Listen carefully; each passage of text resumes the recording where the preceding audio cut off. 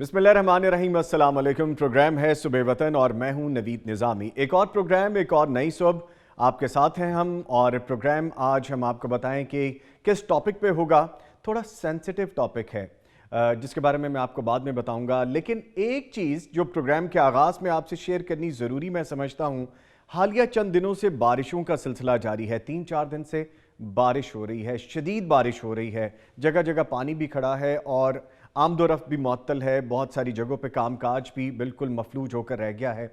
ऐसे मौके पर हमें एक चीज़ जहन में रखनी है और वो ये है कि हम अगर ख़ुद पेट भर के खाना खा रहे हैं तो अल्लाह ताला का शुक्र अदा करते हैं। अगर हमारे आसपास कोई ऐसा ख़ानदान या ऐसा कुंबा, ऐसे लोग मौजूद हैं जो डेली कमाते हैं, दिहाड़ीदार हैं और डेली खाते हैं, इस बारिश में अगर उनको डेली का रोज़गार नहीं आ रहा, दिहाड़ी नहीं लग रही, मजदूरी नहीं मिल रही, तो उनके पास पहुंच जाएं, उनके पास जाएं, देखें, उनको जो ज़रूरत है कम से कम खाने के लिए ही कुछ फराहम करें, मिलजुल के कोशिश करें।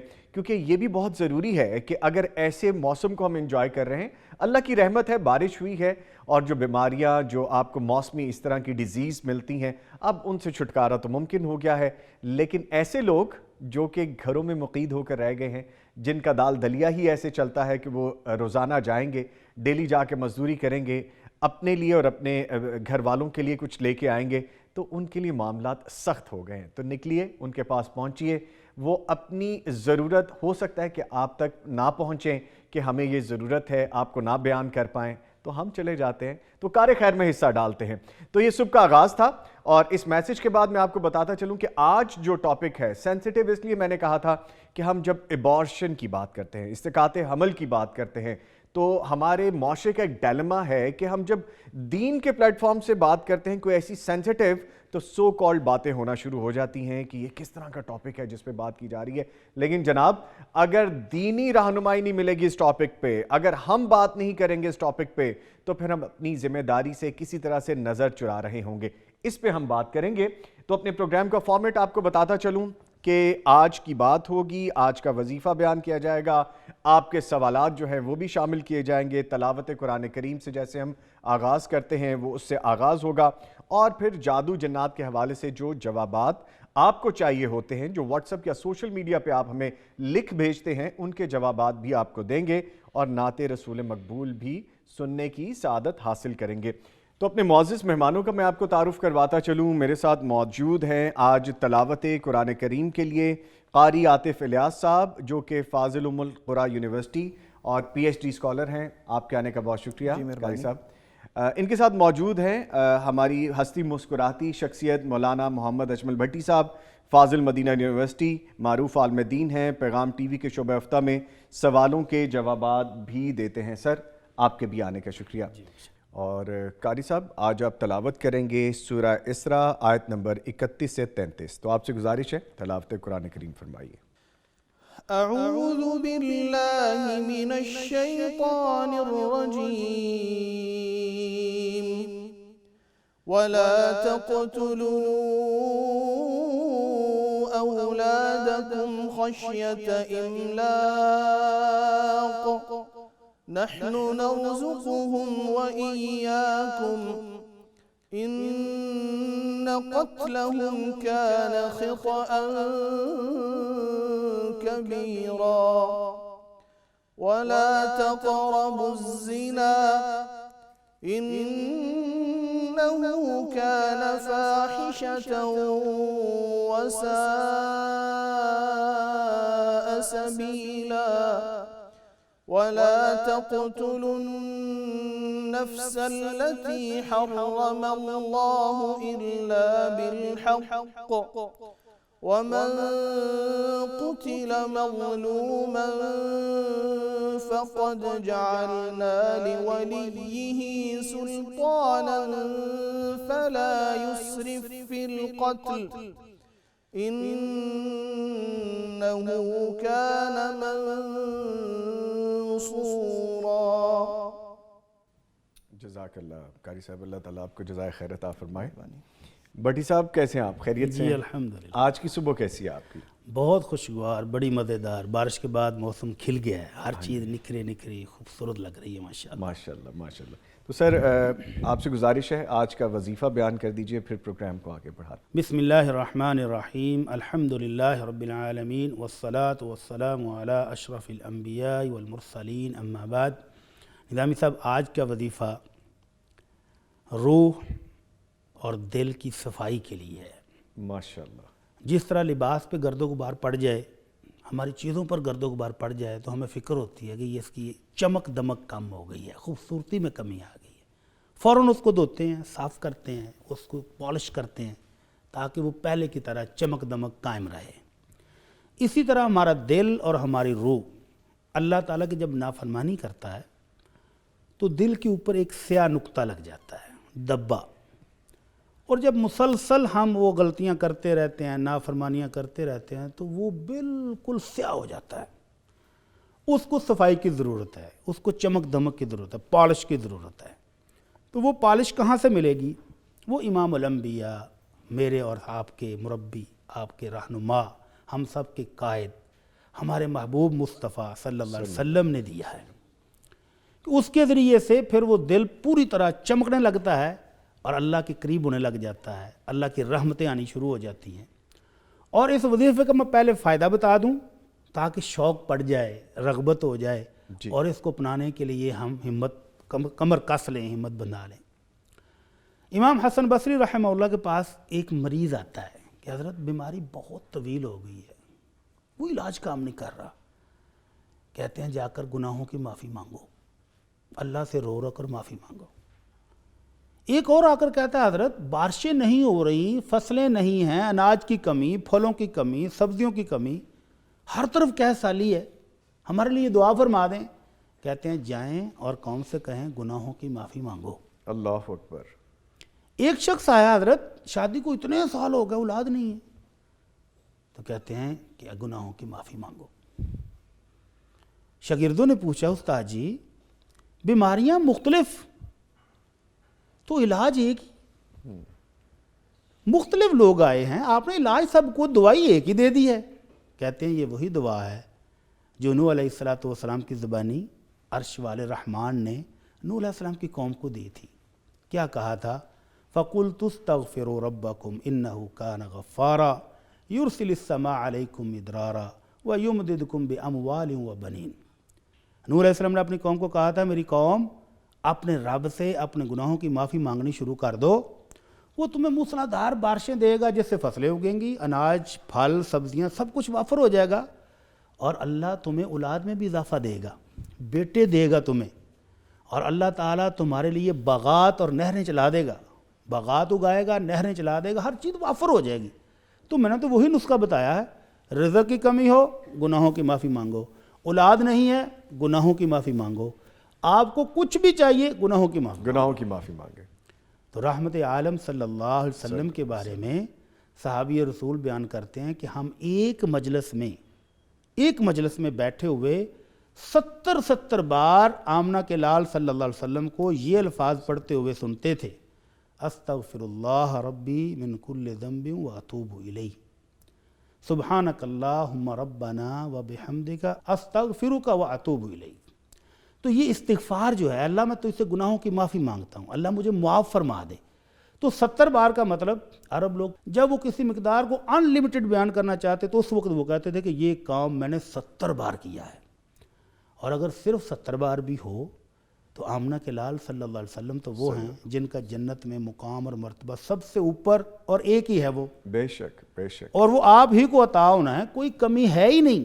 تو یہ امت کو درس تھا، امت کے لیے سبق تھا کہ میں جس کا مقام اور مرتبہ سب سے بلند ہے، وہ اگر 70 مرتبہ ایک مجلس میں بیٹھ کے استغفار کر رہا ہوں تو امت کو تو اس سے بھی زیادہ کرنا چاہیے۔ بے شک بے شک۔ اور پھر جب آپ کا مشن کمپلیٹ ہوا ہے، جب اللہ رب العزت نے یہ اطلاع دی، آپ کو خوشخبری سنائی کہ میرے محبوب آپ کا مشن کمپلیٹ ہے، اب آپ کا ہمارے پاس آنے کا وقت قریب ہو گیا ہے، تو 2 کام کیجئے۔ سورہ النصر فَسَبِّحْ بِحَمْدِ رَبِّكَ وَاسْتَغْفِرْهُ، اب آپ اپنے رب کی حمد و ثنا تسبیحات بیان کریں اور بخشش مانگیں۔ تو پھر آپ نے سجدوں کے اندر شامل کر لیے دعا، سبحانک اللہم ربنا وبحمدک استغفرک واتوب الیک، کہ اللہ تیری حمد و ثنا، تیری شان، تیری بڑائی اور میں اللہ معافی مانگ رہا ہوں، بخشش مانگ رہا ہوں، اللہ معاف فرما دے. تو یہ دعا آپ نے سجدوں میں مستقل رکھ لی. ٹھیک. تو یہ دعا جو ہے استغفر اللہ الذی لا الہ الا هو الحی القیوم واتوب الیہ، اللہ کے نبی صلی اللہ علیہ وسلم فرماتے ہیں جو یہ کلمہ پڑھ لے، اگر جنگ سے بھاگنے والا فوجی، بہت بڑا گناہ ہے کہ جنگ کے موقع پر کوئی فوجی بھاگ جائے، میدان جنگ چھوڑ کے پیٹ دکھا کے فرار ہو جائے، بہت بڑا جرم ہے.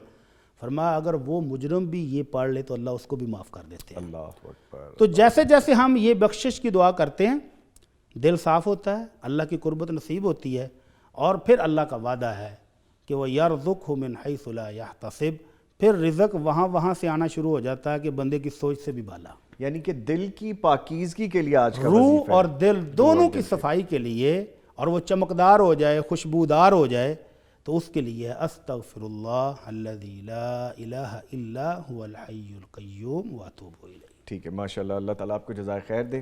اللہ دے جی. جزاک اللہ. بھٹی صاحب وظیفہ بیان کر دیا بھٹی صاحب نے، اور ایسے وظائف جب ہم بتاتے ہیں تو ہمیں سوشل میڈیا پہ بھی بڑا اچھا فیڈ بیک آتا ہے، آپ کی محبتوں کا اظہار ہوتا ہے، اور سم ٹائمز ایسے کویشچنس بھی پوچھے جاتے ہیں کہ جی وظیفہ اگر ڈسپلے کر دیا جاتا تو اچھا ہوتا ہے. ہم یقیناً ڈسپلے کرتے ہیں، ایسا ہو نہیں سکتا کہ ہم وظیفہ بتائیں اور ڈسپلے نہ کریں. آپ ذرا پروگرام جب تفصیل میں دیکھیں گے، آپ اس لیول سے دیکھیں گے جہاں سے ہم نے آغاز کیا تھا، تو آپ کو وہ ریٹن فارم میں بھی مل جائے گا. اور یہاں پہ آج کی شخصیت شامل کرتے ہیں، اور آپ کو بتائیں کہ آج کی شخصیت جو ہمارے پاس ہیں، جن کے حوالے سے آپ کو پیکج دکھائیں گے، امام شافعی رحمۃ اللہ علیہ. یہ پیکج دیکھتے ہیں اور پھر واپس آتے ہیں. امام ابو حنیفہ کی وفات کے سال یعنی 150 ہجری میں موجودہ فلسطین کے علاقے غزہ کے گرد و نواح میں آباد ایک یمنی قبیلے میں ادریس بن عباس نامی شخص کے گھر ایک یتیم بچہ پیدا ہوا. اس کا نام محمد رکھ دیا گیا. اسی یتیم بچے نے کچھ سالوں کے بعد رسول کریم صلی اللہ علیہ وسلم کی سنت کا خادم بن کر ناصر السنہ کا لقب پایا، اور امام الائمہ بن کر دنیا بھر میں امام شافعی کے نام سے شہرت حاصل کی. امام احمد بن حنبل رحمۃ اللہ علیہ فرمایا کرتے تھے کہ اللہ تعالیٰ ہر صدی کے آخر میں ایسا بندہ بھیج دیتے ہیں جو رسول کریم صلی اللہ علیہ وسلم کے دین کا دفاع کرتا ہے. پہلی صدی میں یہ شخص عمر بن عبدالعزیز تھے، تو دوسری صدی میں امام شافعی رحمہم اللہ تعالی. آپ کا نام محمد بن ادریس الشافعی ہے. آپ کا ابتدائی زمانہ بڑی تنگ دستی میں گزرا. آپ کی والدہ محترمہ نے آپ کی تعلیم و تربیت کے لیے بہت کوششیں کیں. وہ اپنے یتیم بیٹے کو کم سنی میں تعلیم و تربیت کے لیے خود فلسطین، یمن اور مکہ مکرمہ لے کر گئیں. آپ کو علم حاصل کرنے کا بڑا شوق تھا. 7 سال کی عمر میں قرآن مجید حفظ کر لیا تھا. 15 برس کی عمر میں فتویٰ دینے کی اجازت مل گئی تھی. آپ امام مالک کی شاگردی میں رہے اور امام مالک رحمہ اللہ کی وفات تک ان سے علم حاصل کیا. آپ نے اصول فقہ پر سب سے پہلی کتاب الرسالہ لکھی. الام آپ کی دوسری اہم ترین کتاب ہے. امام شافعی رحمۃ اللہ علیہ نے مختلف مکاتیب کے افکار اور مسائل کو اچھی طرح سمجھا، پرکھا، پھر ان میں سے جو چیز قرآن و سنت کے مطابق پائی اسے قبول کر لیا. آپ کو جس مسئلے میں اختلاف ہوتا تھا اس پر قرآن و سنت کی روشنی میں مدلل بحث کیا کرتے. امام شافعی رحمۃ اللہ علیہ صحیح احادیث کے مل جانے پر قیاس اور اجتہاد کو چھوڑ دیتے تھے.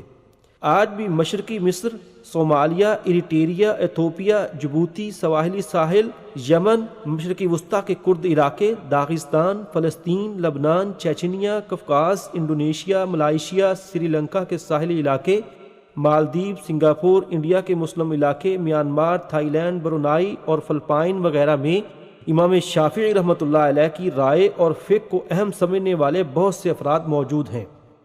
امام شافعی رحمۃ اللہ علیہ نے 204 ہجری میں مصر میں وفات پائی. آپ کے شاگرد خاص عبداللہ بن حکم رحمہ اللہ عرصہ دراز سے رضاکارانہ آپ کے خادم اور سفر و حضر کے ساتھی تھے. انہی کی اولاد نے امام شافعی رحمۃ اللہ علیہ کی تجہیز و تکفین کی. اس وقت مصر کے گورنر نے آپ کی نماز جنازہ پڑھائی. مشہور فاتح صلاح الدین ایوبی نے آپ کی قبر کے سامنے ایک بہت بڑا مدرسہ قائم کیا. جی پیکج آپ نے دیکھا، پروگرام کو آگے بڑھاتے ہیں. لیزر سوال بہت ہیں اور ان کا آغاز کرتے ہیں. آج تھوڑا سا سینسٹیو ہے ٹاپک ایسا کہ ایک زندگی کے ساتھ دوسری زندگی جب منسلک ہوتی ہے، ایک خاندان بننے جا رہا ہوتا ہے، اس کے بارے میں بہت سے سوالات ہیں، تو اس پہ بات کرتے ہیں. سر ہمیں یہ پوچھا گیا ہے کہ مسلسل بچے پیدا ہونے سے بچوں کی مناسب پرورش اور پھر ماں کی صحت متاثر ہو رہی ہے تو کیا اسقاط حمل کروا سکتے ہیں یعنی ابارشن کروا سکتے ہیں؟ نظام صاحب، پہلے تو یہ بات سمجھنے کی ضرورت ہے کہ اولاد اللہ رب العزت کی بہت بڑی نعمت ہے، بے شک بے شک، بہت شاندار نعمت ہے۔ آپ نے بھی دیکھا ہوگا، میں نے بھی دیکھا ہوگا، ایک شخص کے پاس اربوں ڈالر کی دولت ہے، اولاد نہیں ہے، وہ ٹینشنوں کا شکار ہے کہ میری اتنی دولت میں نے اس کا کیا کرنا ہے، میرا تو وارث ہی کوئی نہیں ہے۔ بجا فرما رہے ہیں آپ ایسے ہی۔ اور خود اللہ رب العزت نے فرمایا المال والبنون زینت الحیات الدنیا، کہ لوگوں یہ دنیا کی دولت، مال اور بچے، اولاد جو ہے یہ اس دنیا کی خوبصورتی ہے، اور اس خوبصورتی کے ذریعے ہمیں آزمایا جا رہا ہے کہ ہم اس خوبصورتی کو آخرت کا گھر بنانے کے لیے استعمال کرتے ہیں یا بس اسی دنیا کے ہو کے رہ گئے ہیں۔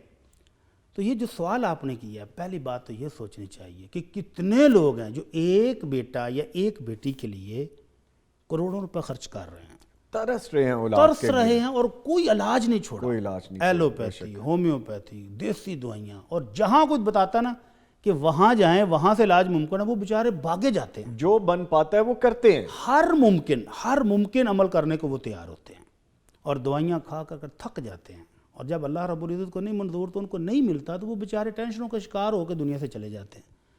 اور جن کو اللہ یہ نعمت بن مانگے دے رہا ہے، وہ اگر ابارشن کا سوچتے ہیں تو ناشکری کی انتہا ہے۔ پہلی بات تو یہ کہ ان کو اللہ رب العزت کی اس ناشکری سے بچنے کی طرف توجہ کرنی چاہیے۔ جی، دوسری بات آپ نے کی کہ بچوں میں تربیت کے لیے کوئی تھوڑا سا وقفہ اگر ہو جائے یا ماں کی صحت کو کوئی خطرہ لاحق ہے تو اس میں شریعت تھوڑا سا اس کو گنجائش دیتی ہے۔ جی، شریعت میں کیا ہے کہ مائیں بچے کو 2 سال دودھ پلائیں، اگر ہم اس سسٹم کے ذریعے چلیں، جی جی، بچہ 2 سال دودھ پیے تو یہ جو بچہ 2 سال دودھ پی لے تو وہ بہت ہیلتھی پہلوان ہوتا ہے بچپن میں، اور یہ بہت ساری بیماریوں سے بچ جاتا ہے کیونکہ قوت مدافعت بہت مضبوط ہوتی ہے۔ اگین اللہ تعالیٰ نے سسٹم پھر ایسا یہ بنایا پھر ہوا اس ہے، کی بالکل، رحمت ہے بالکل، کہ اگر ماں 2 سال اس کو دودھ پلا دے تو یہ بچہ آپ کو بہت سارے ویکسینیشن، بہت سارے انجیکشنوں سے جان چھڑا دے گا، ضرورت ہی نہیں ہوگی، قوت مدافعت اس کی خود اپنی بہت ہے۔ اگر کوئی ڈاکٹر حضرات ایماندار مسلمان ڈاکٹر ایمانداری کے ساتھ یہ سجیسٹ کریں کہ اگر یہ بچہ دوسرا جو اب پریگننٹ ہوگی یہ والدہ، اگر یہ پیدا ہوا تو ماں کی جان کو خطرہ ہے، اس سے کم نہیں، کوئی جینون ریزن ہے، جینون ریزن کہ ماں کی جان نہیں بچے گی۔ اور دوسری شرط علماء کرام یہ بیان کرتے ہیں کہ ابھی یہ پریگننسی 4 ماہ سے پہلے کی ہو، 2 ہفتے، 4 ہفتے، 6 ہفتے، 8 ہفتے، 4 مہینے کے بعد جب بچے میں روح پھونک دی جاتی ہے تو پھر یہ ایک مکمل جان ہے۔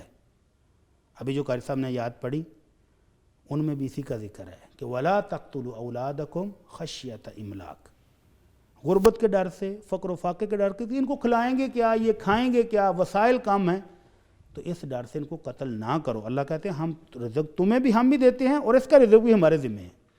تو 4 ماہ سے پہلے اگر ایماندار ڈاکٹر سجیسٹ کریں کہ اس بچے کو ضائع کروا دیں، یہ ماں کی جان کو خطرہ ہے، تو جائز ہے، اور اگر اسی طرح کو کچھ سیریس مسئلہ ہو جائے تو پھر جائز ہے، ورنہ بلا وجہ اس بچے کو ضائع کرانا ایک جان کا قتل ہوگا، اور اس کا بھی ہم بتائیں گے کہ ایک جان کا پھر اس کو کفارہ کیا دینا پڑے گا۔ اللہ اکبر۔ سر ابھی بتا ہی دیں، پہلے یہ بتا دیں پھر آگے بتا ہی چلتے دیتے ہیں۔ ہیں، جی جی بتا دیں پلیز۔ اللہ کے رسول صلی اللہ علیہ وسلم کے دور میں 2 خواتین کی آپس میں لڑائی ہو گئی، ایک نے خیمے کی بانس کی لکڑی کھینچی اور دوسری کے پیٹ پر دے ماری، یا ایک پتھر شاید دے مارا، جس سے اس کا وہ بچہ ضائع ہو گیا۔ نبی رحمت صلی اللہ علیہ وسلم کے پاس کیس آیا تو آپ نے فیصلہ کیا کہ یہ ایک پوری شخصیت قتل ہوئی ہے۔ وہ بچہ جو ابھی نظر نہیں آیا، جو ابھی پیدا ہونا تھا، دنیا میں سانس بھی نہیں لیا، لیکن اس میں روح پھونکی جا چکی تھی، اس کو قتل کرنے کی وجہ سے ایک غلام یا ایک لونڈی کفارے کے طور پر 2۔ اب قاتلہ کے ورثاء میں سے ایک بزرگ آئے اور وہ کہنے لگے اللہ کے رسول، ایک ایسا بچہ من لا شرب ولا عقل، جس نے نہ ابھی کچھ کھایا نہ کچھ پیا، ولا نطق ولا استحل، ابھی تو وہ پیدا ہو گیا، اس نے ایک چیخ بھی نہیں ماری، ومثل ذلک یطل، ایسے بندے کو قتل کرنے سے کون سا فدیہ ہوتا ہے؟ تو آپ نے فرمایا تو شاعر اور کوہان لگتا ہے، تو مجھے تو کچھ جادوگر لگتا ہے، میں شریعت بتا رہا ہوں اور تو مجھے آگے سے یہ حجتیں بیان کر رہا ہے. اس کی دیت ہے پورا ایک غلام اور پوری ایک لونڈی اس کی طرف سے مقتول کے وارثوں کو دو. اللہ اکبر اللہ اکبر. پھر جا کے توبہ ہوگی اس کی. تو یہ اس قاطع حمل بلا وجہ بغیر کسی عذر کے یہ ایک قتل ہے اور قتل سے بہت بڑا جرم ہے, اس سے بچنا چاہیے. اچھا سر, اس میں پھر دو چیزیں اور آ جاتی ہیں. ایک تو جس قتل کی ہم بات کر رہے ہیں, قتل بھی وہ جو اپنا دفاع نہیں کر سکتا, ہاں معصوم, اتنا معصوم قتل. دوسری بات یہ ہے سر کہ ایک یہ چیز بھی بتائیے کہ ان ادوار میں یہ کہا گیا کہ ایک لونڈی یا جو بھی, جیسے آپ غلام کے بارے میں بتا رہے ہیں, ابھی آج کل کے دور میں کیا ہوگا اگر ایسا کوئی معاملہ درپیش ہو جاتا ہے؟ اس دور میں ایک غلام کی منیمم قیمت 10,000 درہم تھی. 10,000 درہم. ایک درہم 2.975 گرام کا ہوتا ہے. ٹھیک ہے. 10,000 درہم تقریباً کتنا ہو گیا؟ اس کو آپ ملٹیپلائی کریں گے جی, 30,000 گرام ہو گئے. ٹھیک ہے. تو 1000 گرام کا کلو ہوتا ہے جی, تو 30,000 گرام کتنے ہو گئے؟ 30 کلو چاندی. بہت 30 کلو چاندی کی قیمت ابھی نکال لیں تو میرا خیال ہے کہ یہ 40-50 لاکھ کے قریب تو بنے گی. تو سر یہ تو قتل پھر پراپر قتل ہے جس طرح سے بتایا گیا ہے. یہ 40-50 لاکھ روپیہ دیت اس بچے کی ہے جو ابھی دنیا میں نہیں آیا اور جو ماں کے پیٹ میں ہے, اور اس کو بلا وجہ قتل کیا جا رہا ہے. اور اس کے بعد توبہ ہے. دیت دینے کے بعد بھی اللہ سے توبہ کرنی ہے کہ اللہ ہم نے تیری نشکری کر دی, جو نعمت تو دے رہا تھا اسے لینے سے ہم نے انکار کیا ہے, اور اگر اللہ ناراض ہو گیا اس بچے کے بعد وہ دیگر دے ہی نہ, تو پھر آپ کیا کر لیں؟ اللہ اکبر اللہ اکبر. آج قسمت سے ہمارے ساتھ عاطف صاحب بھی موجود ہیں, کیونکہ پی ایچ ڈی ہیں, اسکالر بھی ہیں, ریسرچ بھی ہے ان کی. آپ عاطف صاحب اس پہ کیا کہیں گے کہ ایک تو ایسی جان جو ابھی اس دنیا میں نہیں آئی, اور ایک ایسی معصوم جان جو ریزسٹ نہیں کر سکتی اپنی جان بچانے کے لیے, اور قاتل کون ہے؟ اپنے ہی ماں باپ. تو اس بارے میں آپ کیا کہتے ہیں؟ یہ جیسے بھٹی صاحب نے فرمایا ہے کہ بدترین قتل ہے, ایک معصوم جان ہے. اور جب وہ گفتگو کر رہے تھے تو میرے ذہن میں ایک بات آ رہی تھی. قرآن کریم میں جو آیات تلاوت کی گئی ہیں ان میں اللہ تبارک و تعالیٰ نے فرمایا ہے کہ نحن نرزقہم و ایاکم. یہی آیت قرآن کریم میں 2 مرتبہ آئی ہے, ایک سورہ اسراء میں, ایک اور جگہ پہ. ان دونوں میں تھوڑا سا فرق یہ ہے کہ ایک جگہ پہ کہا نحن نرزقکم و ایاہم, اس جگہ پہ فرمایا نحن نرزقہم و ایاکم.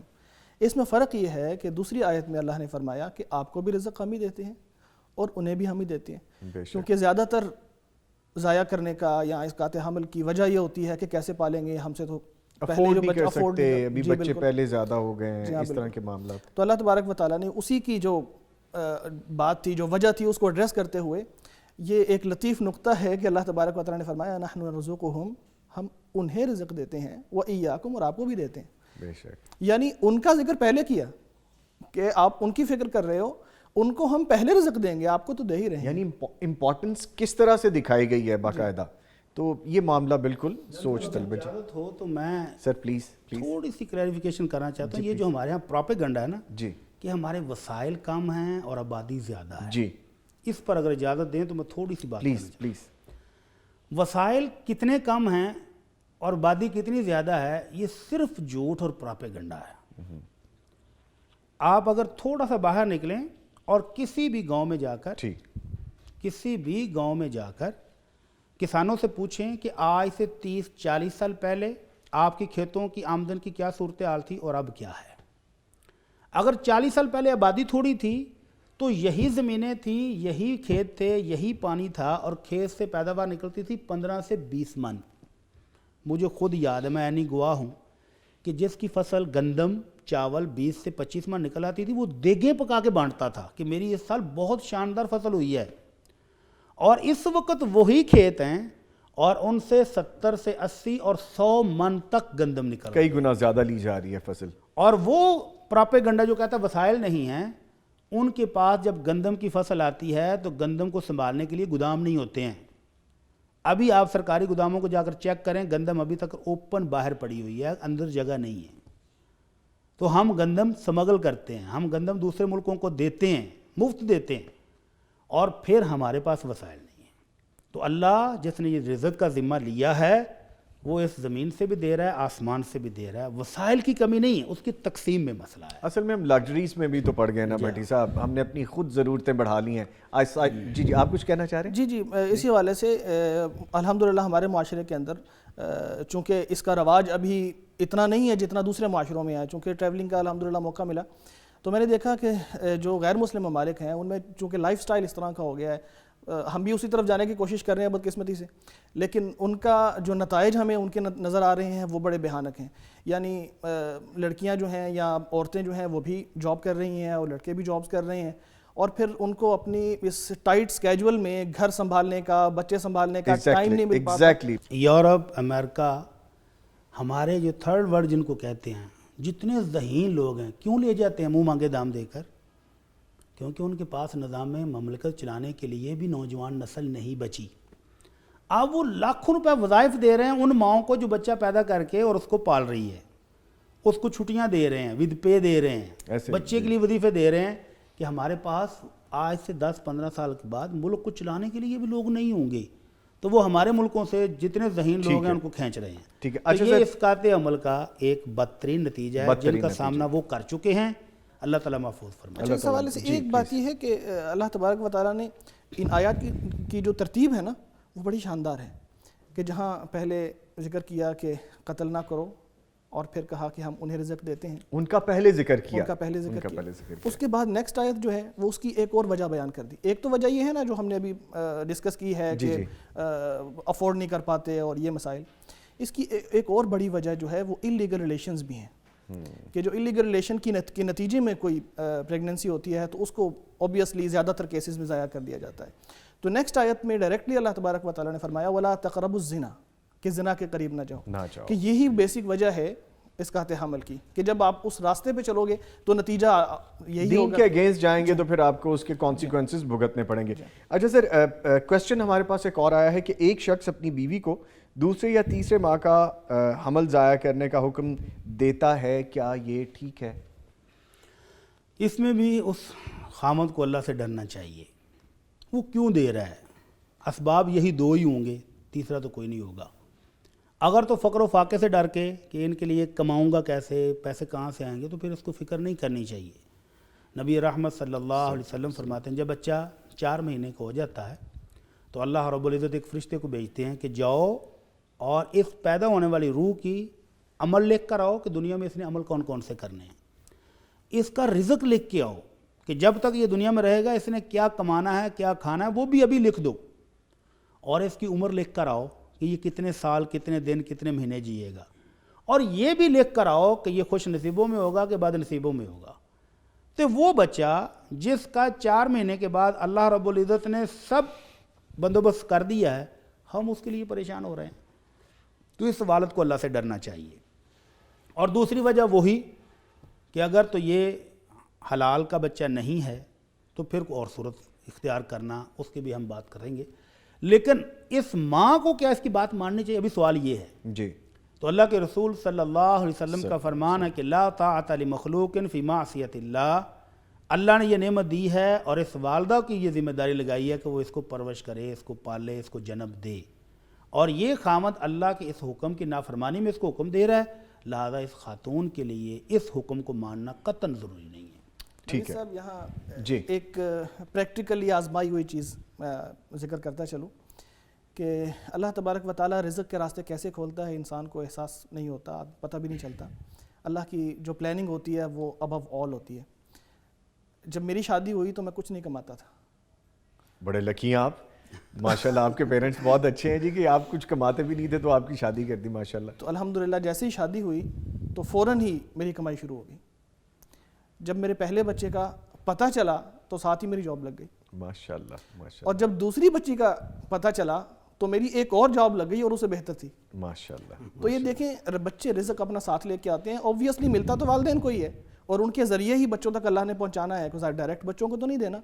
تو اللہ پر اعتماد رکھیں، جس روح کو اللہ نے دنیا میں بھیجا ہے اس کے رزق کا بندوبست پہلے کر کے بھیجا. قاری صاحب یہ صرف سبق ہوتے ہیں سیکھنے کے لیے، اور یہ پریکٹیکل مثال، کیونکہ ہم چونکہ پروگرام کر رہے ہیں، باتیں کر رہے ہیں، تو اس میں ایسی مثال دینا یہ بہت اہم بات ہو جاتی ہے کہ قاری صاحب کی اپنی مثال یہ ہے کہ انہوں نے بیان کیا ہے جس طرح قرآنی آیات کا ذکر کر رہے تھے کہ انہیں بھی رزق ہم دیتے ہیں اور تمہیں بھی رزق ہم دیتے ہیں. جب اللہ تعالیٰ نے فرما دیا تو یہ مثال ہمارے پاس موجود ہے کہ کیسے کیسے کن کن طریقوں سے رزق آتا ہے.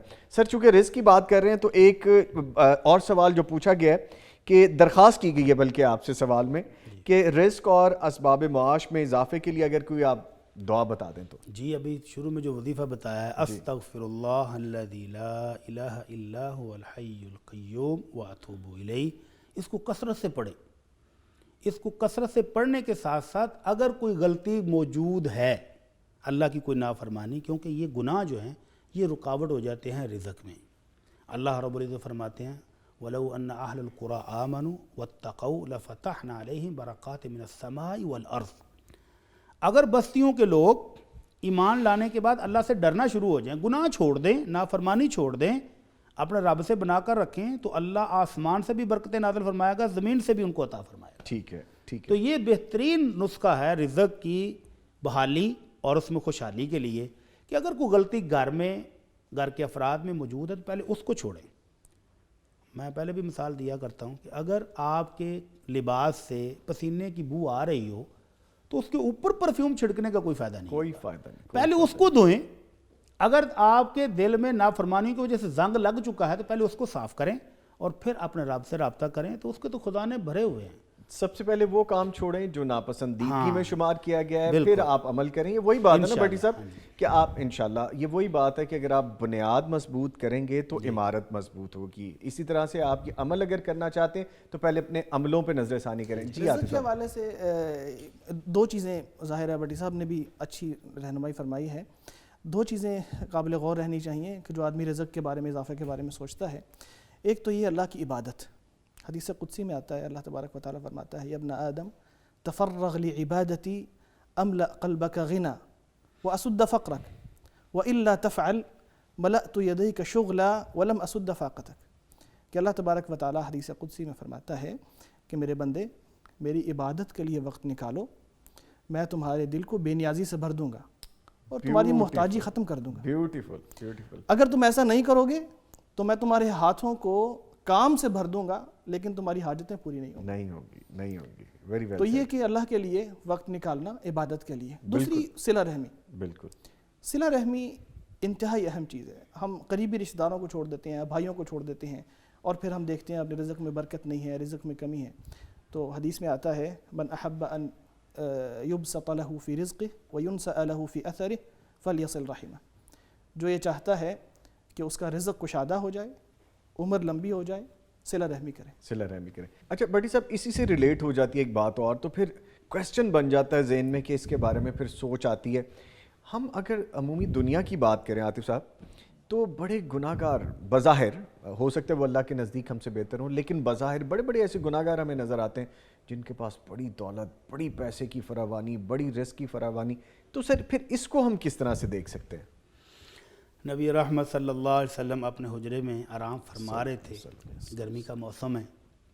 عمر فاروق رضی اللہ تعالیٰ عنہ ملاقات کے لیے آئے، اجازت لی. اندر جب آئے تو نبی کریم صلی اللہ علیہ وسلم کھجور کی بنی ہوئی ایک چٹائی کے اوپر لیٹے ہوئے تھے اور آپ کے جسم مبارک پر چادر پیچھے ہٹی تو وہ کھجور کی چٹائی چبھنے کی وجہ سے آپ کی کمر مبارک پر نشان پڑ گئے تھے. اللہ اکبر. عمر فاروق رضی اللہ تعالیٰ عنہ نے پورے گھر میں نظر دوڑائی، کوئی ایسی چیز نظر نہیں آئی کہ جس کو کہا جائے کہ یہ تو بہت شاندار اور بہت قیمتی ہے. اور پھر بستر دیکھا تو وہ بھی کھجور کی چٹائی، تو آنکھوں سے آنسو آ گئے. نبی رحمت صلی اللہ علیہ وسلم بیدار ہوئے، پوچھا عمر کیوں رو رہے ہو؟ کہنے لگے اللہ کے رسول یہ کیسر اور کسرا، یہ سپر پاورز دونوں اللہ کے منکر ہیں، رومی بھی اور ایرانی بھی، دونوں اللہ کے منکر کافر ہیں، اللہ کو مانتے نہیں ہیں، اور ان کے گھروں میں ریشمی بستر ہیں، ہوا دینے کے لیے خادم 24 گھنٹے موجود ہیں، اور ان کے پاس نعمتوں کی فراوانی ہے. اور ایک طرف آپ دونوں جہانوں کے سردار، اللہ کے محبوب، اور آپ کے گھر کی یہ حالت ہے، میں روؤں نہ تو اور کیا کروں. جی. تو آپ نے تسلی دیتے ہوئے کہا عمر تسلی رکھو، یہ ساری نعمتیں ان کو اللہ نے دنیا ہی میں دے دی ہیں اور ہمارے لیے اللہ نے آخرت میں جنت میں تیار. اللہ اکبر. اللہ اکبر. تو یہ اس ایک حدیث سے یہ بات کلیئر ہو جاتی ہے کہ اگر کسی کافر کے پاس، کسی اللہ کے منکر کے پاس بہت دنیا کے مال کی فراوانی ہے تو یہ دنیا ہی میں رہ جانی ہے، اور اس پوری دنیا کی اور اس دولت کی آخرت کے مقابلے میں حیثیت کیا ہے؟ ہم پہلے بھی حدیث بیان کر چکے ہیں کہ نبی رحمت صلی اللہ علیہ وسلم نے فرمایا تھا لَمَوْضِعُ صَوْتِ أَحَدِكُمْ فِي الْجَنَّةِ خَيْرٌ مِّنَ الدُّنْيَا وَمَا فِيهَا، ایک گز زمین جو جنت کی ہے اس پوری دنیا اور اس پوری دنیا کی دولت سے وہ ایک گز افضل اور اعلیٰ ہے۔ تو مومنوں کے لیے اللہ نے وہاں ہر چیز رکھی ہے، سب انتظامات تو یہ مکمل ہے دنیا وہاں کی پہ۔ چیزوں کو دیکھ کر دل چھوٹا نہیں کرنا چاہیے۔ چھوٹا کرنا تو یہاں ہمارے لیے یہ آزمائش ہے، جن کو اللہ نے وفر دیا ہوا ہے ان کی آزمائش بھی ہو رہی ہے، اور یہ یاد رکھیں کہ قیامت کے دن جو 5 بنیادی سوال ہونے ہیں جن کا جواب دیے بغیر کوئی بندہ اللہ کی مجلس سے ہل بھی نہیں سکے گا، ان میں 2 سوال یہ بھی ہیں کہ مال کمایا کیسے تھا اور خرچ کہاں کیا ہے۔ تو مومن تو اگر مال ملا ہے تو شکر بھی کرتا ہے، اللہ کی راہ میں خرچ کر کے جنت لینے کی کوشش کرتا ہے، اور اگر نہیں ملا، کم ملا ہے تو صبر کر کے جنت لے رہا ہے۔ ٹھیک ہے، تو اس لیے دوسروں کی طرف دیکھ کے للچائی ہوئی نظروں سے یہ نہیں سوچنا چاہیے کہ وہ کافر مشرک ہو کے اتنا ہے، تو ان کی آزمائش ہو رہی ہے، ان کو مزید سزاؤں کے لیے انتظامات ہو رہے ہیں، بس آپ نے کہہ دیا ہے کہ اگر ہے تو بھی آپ شکر ادا کریں گے، اور نہیں ہے تو صبر۔ تو صبر، دونوں ہی جنتی ہیں، دونوں جنتی۔ جی سر، یعنی جو رزق ملتا ہے، بڑی اچھی بات کی بھٹی صاحب نے، یا تو یہ انسان کے لیے نعمت ہے یا پھر نقمت بھی ہو سکتا ہے، یعنی اس کے لیے عذاب بھی ہو سکتا ہے۔ اس کی تائید میں وہ حدیث نبوی آتی ہے کہ اذا رأیت اللہ یعطی العبد فی الدنیا علی معاصیہ ما یحب فانما هو استدراج، کہ جب تم دیکھو کہ اللہ تعالیٰ کسی گنہگار بندے کو اس کے گناہوں کے باوجود دنیا میں جو اس کو چاہیے وہ دیتا جا رہا ہے، دنیا ہی دیتا جا رہا ہے اس کو، فانما هو استدراج، تو یہ اللہ تبارک و تعالیٰ اس کی رسی ڈھیلی کر رہا ہے۔ اور پھر نبی صلی اللہ علیہ وسلم نے اس آیت کی تلاوت فرمائی فلما نسوا ما ذکروا به فتحنا عليهم ابواب كل شيء حتى اذا فرحوا بما اوتوا اخذناهم بغتة فاذا هم مبلسون۔ اس آیت کا ترجمہ یہ ہے کہ جب انہوں نے ان باتوں کو بھلا دیا جو انہیں یاد دلائی گئی تھی، یعنی قرآن کی شکل میں، یعنی اللہ تبارک و تعالیٰ کی تعلیمات کی شکل میں، جب لوگوں نے اپنے پس سے پش ڈال دیا، ان کو بھول گئے، اپنی دنیا میں مصروف ہو گئے، فتحنا علیہم ابواب کل شیء، تو پھر ہم نے کیا کیا کہ سارے خزانے ان کے لیے کھول دیے، دنیا کھول دی، حتی اذا فرحوا بما اوتوا، پھر جب انہیں لگا کہ ہمیں تو بہت کچھ مل گیا ہے اور ہم تو دنیا کے اندر متمکن ہو گئے ہیں، اب تو ہم سے کوئی چھین نہیں سکتا، اللہ نے فرمایا اخذناہم بغتہ، پھر ہم نے اچانک انہیں پکڑ لیا۔ تو یہ ہے استدراج کہ اللہ ڈھیل دیتا جاتا ہے کہ اور بڑھتے جاؤ اور بڑھتے جاؤ، جب پکڑے گا تو پھر اس کی جو پکڑ ہے وہ زیادہ سخت، پھر کہیں نہیں جا سکیں گے، بالکل پکڑ بہت سخت ہوگی۔ بہت شکریہ قاری صاحب، آپ ہمارے ساتھ موجود تھے، عاطف الیاس صاحب، اور ان کے ساتھ ساتھ ہمارے ساتھ موجود رہے مولانا محمد اجمل بھٹی صاحب۔ سر آپ کے بھی آنے کا شکریہ۔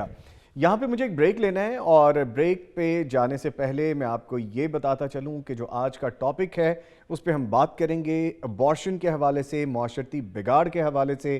کہیں مت جائیے گا، ملتے ہیں ایک چھوٹی سی بریک کے بعد۔